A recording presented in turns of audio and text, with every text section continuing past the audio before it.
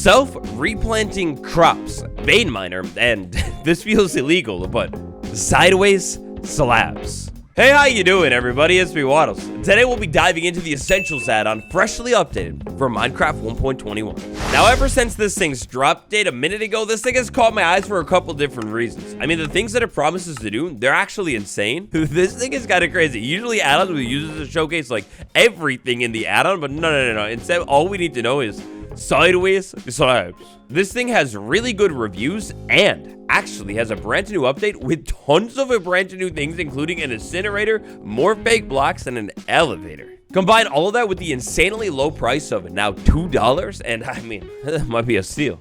A big thing to remember going into this 1.21 era, if you pick up an add-on, you theoretically should have it forever. It doesn't matter if you picked it up in 1.20.60 or you picked it up right now here today. When we spawn in a world with Essentials, we get a guidebook. Inside of this guidebook, pretty straightforward, we get a guide to everything. Whoa, right off the bat, some of these icons stand out. What is this, the 90s? I mean, valid. It's beautiful, but wow. And so there's a lot here inside of this add-on, and judging by the size of the previous update, it looks like there might even be more inside of this add-on by the time you take a look at it. One of the craziest things here is chunk borders. So from the looks of things, I need to scroll down in this book, go to settings, and then I can actually start to enable or disable certain things. So let's say chunk borders. I go ahead and tap that, back out, and oh my god, just like Minecraft and Java, we actually have chunk borders inside of this world. And game rule show coordinates true. If I stand at the very corner of this chunk, I should be in a multiple of 16, and oh baby, I'm in a multiple of 16. 0, 0 right over here. So then if I go down 16 blocks this way, this should be, or I have 15, 0 counts as 1, that's 15. Right there is 16. It keeps going. Yeah, those are real chunks. Those are actual proper chunk borders. No lie about it. So me, being something of an update man, add-on researcher myself, I'm always curious how things want to do it. And if I go into the inventory and scroll all the way down, oh my god, spoiler alert, sideways slab, yeah. Alright, so for my next magic trick, let's go ahead and get to a little bit of building. What I figured is maybe I would build like a wall right here, right near spawn, maybe set up like home sweet home, something like that.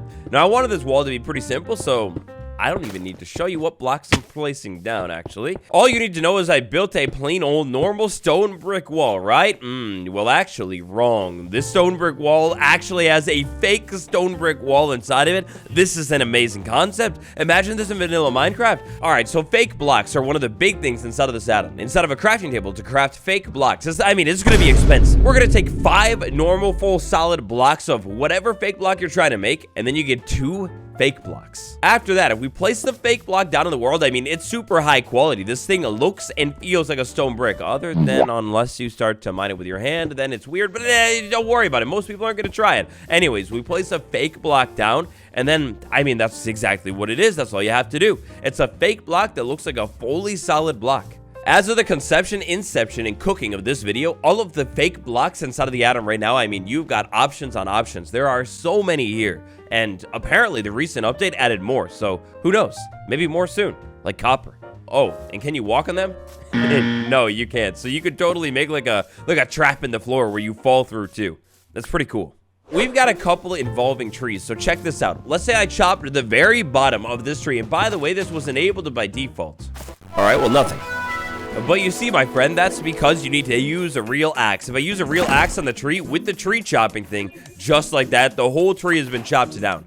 And as of the latest update, the tree chopping works on the gigantic trees as well. A big old beautiful oak tree, no longer a giant jungle tree. No, goodbye. But wait a second. What about the real giant one? All right, so this is the one that I haven't tested quite yet. I don't know what's going to happen. I chopped the giant chunk. Oh, wow.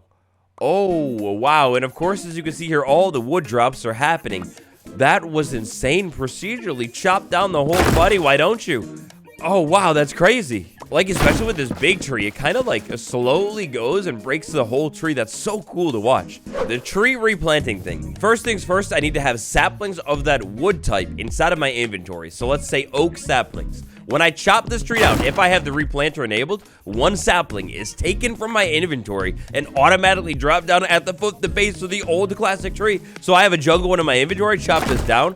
The jungle one theoretically should have been planted right there, but something happened. This seems like, from my experience with the tree breaker, you're going to want to break the bottom block to get it to work flawlessly.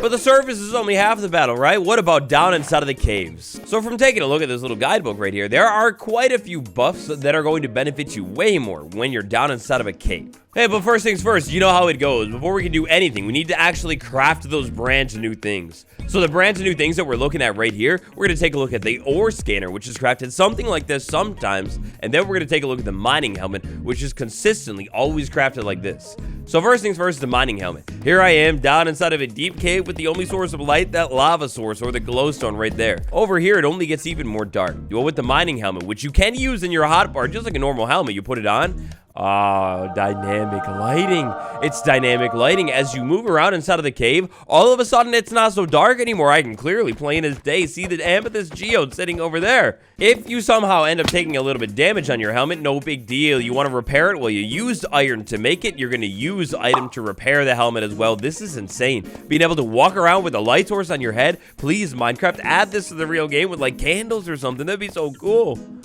Hey, by the way, if you're enjoying this add-on showcase right here, tap that like button, and then once this video is done, keep it in mind my add-on playlist. I have so many other showcases. Save your money, check out the video before you buy.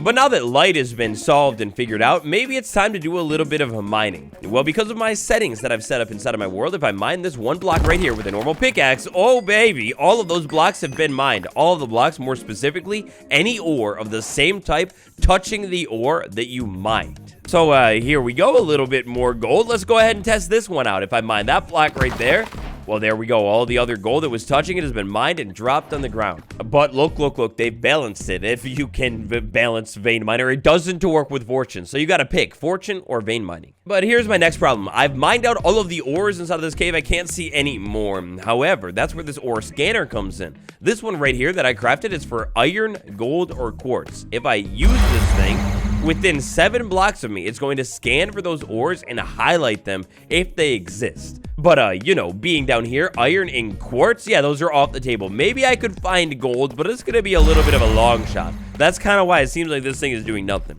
You see, instead, it might be a little more useful to use ore scanner, diamond, emerald, and lapis. If I use this one and maybe say, like, look at this wall right here. Well, unfortunately, nothing within 7 blocks, so nothing. Now, this thing, it could be a little bit hit and miss. Obviously, if you have nothing in the way, it's not going to find anything. It only searches 7 blocks away from you. Let's say I search it one more time, and oh, well, eventually, once the inevitable happens and I do find something, the scan is going to tell me what's going on. Now, when you use this detector thing, it's only going to detect in the direction that you are looking, and again, 7 blocks out. It also seems that it only really checks the 2 blocks or so in front of me.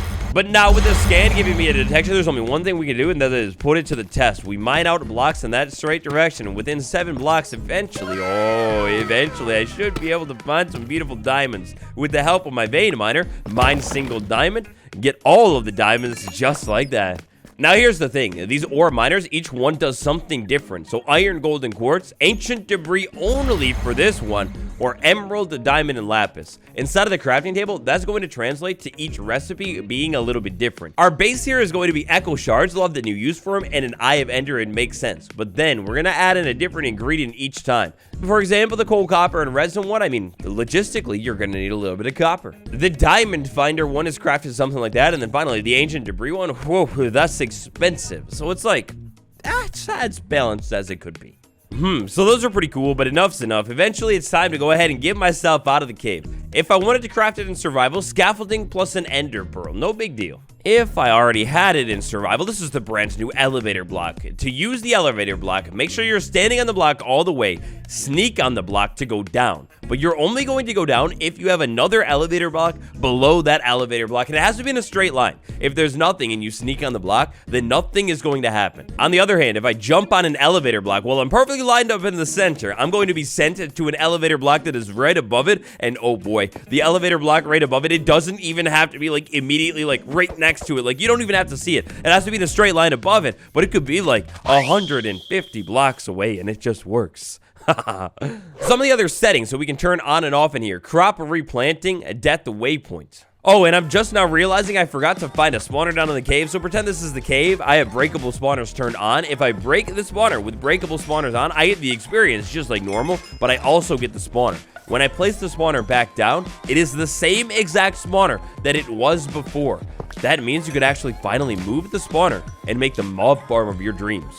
Self-replanting crops is one of the greatest inventions of all time. Here I have my simple to basic farm setup. My farm, it's actually a carrot farm. So inside of the farm, I've got carrots growing. Maybe I had these carrots growing for a long time, so all of these carrots are now actually fully grown up. Now that my carrots are fully grown up, with more carrots inside of my inventory, check out what's going to happen. When I harvest one carrot right there, well, automatically one more is taken from my inventory and planted back down where it was. If I do it again, automatically the exact same thing every single time.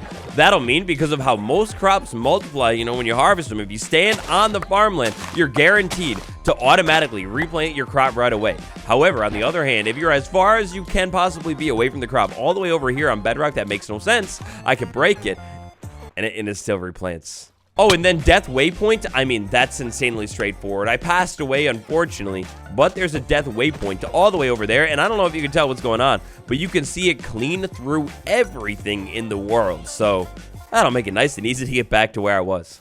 But there are a couple of other things we might want to craft. We have an incinerator that's really straightforward. The Essentials guidebook, if you ever lose it, very important. Portable crafting table, portable ender chest, portable furnace, they're all kind of the same recipe. Player teleporter, that's crazy. And then a checkpoint. Let's kick things off with a relatively straightforward one, the portable crafting table or the other portable blocks. They all kind of work the same.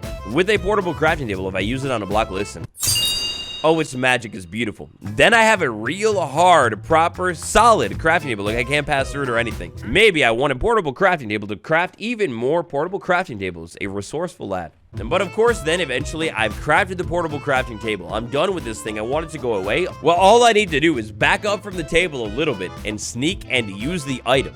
And poof, it's gone. Now this checkpoint one, oh boy, is beautiful. It's so straightforward. So let's say I wanted to maybe set a checkpoint back over here, home sweet home. All I need to do is sneak and use the checkpoint, and then I set a checkpoint.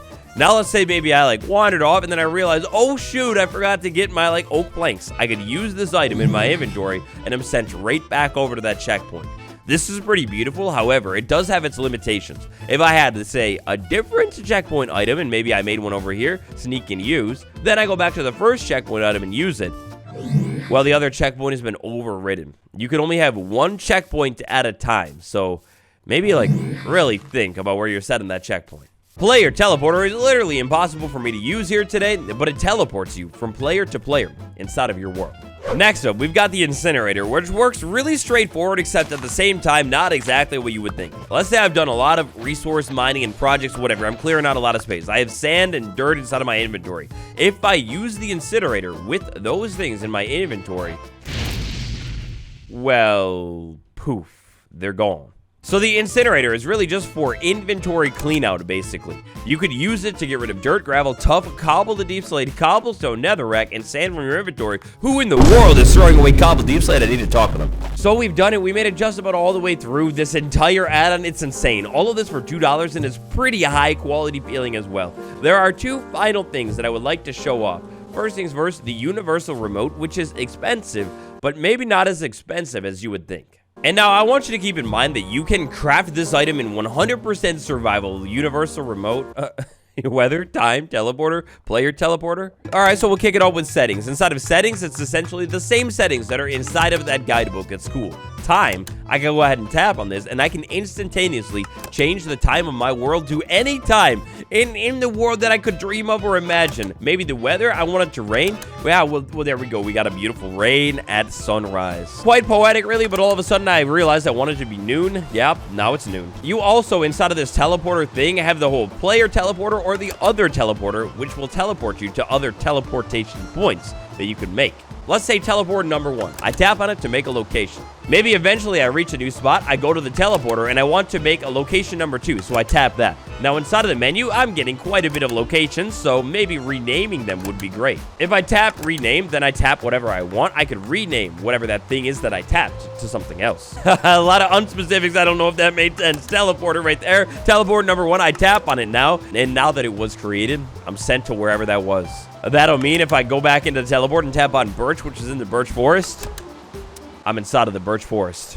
And so, the last thing's last. The final thing that I could talk about today, the thing we've been dreaming of for years and years and years, the idea of an add-on that sort of just mismatches, if you will, and adds a bunch of random things that people have been dreaming of, requesting for years on years. I mean, it's not a bad idea. In fact, if you've got $2 left to your name, like it's the last $2 you will ever have in the world and you don't know what to spend it on, well, maybe, to be honest, I'm not gonna lie, this might be a pretty crazy bargain. $2 for all of this stuff and you'll have it forever. Oh, and you want to build with beautiful slabs? Well, their placing is maybe like a little janky until you realize what's going on. So if I'm looking at this side of a block and facing this way, the slab is essentially like imagining a wall right here going to be placed right up against that wall. On the other hand, if I spin around and I place it like right there, kind of like the same thing, but on the other side of the block. If you want to double up the slab, maybe have a full solid block. Well, come on, it can't do everything for you. You can also kind of cheese it and have blocks that are like offset, maybe on a border, and maybe even fused together to different types of blocks. That's insane. Vertical half slabs, if they won't do it, well, fine, no big deal. You can do it yourself. One little immersion breaker, though, that I've noticed, every single vertical half slab has the same break speed, and you can break them all with your hands. So, yeah. Essentials for 1.21. That's it. What do you think? Call it down below. Which one should I do next? Tell me about it. On the end card in a minute, don't sleep on the add-on review playlist. Tap that like button, subscribe for more videos. This has been me, Waddles, and I'll see you all tomorrow. Goodbye, everyone.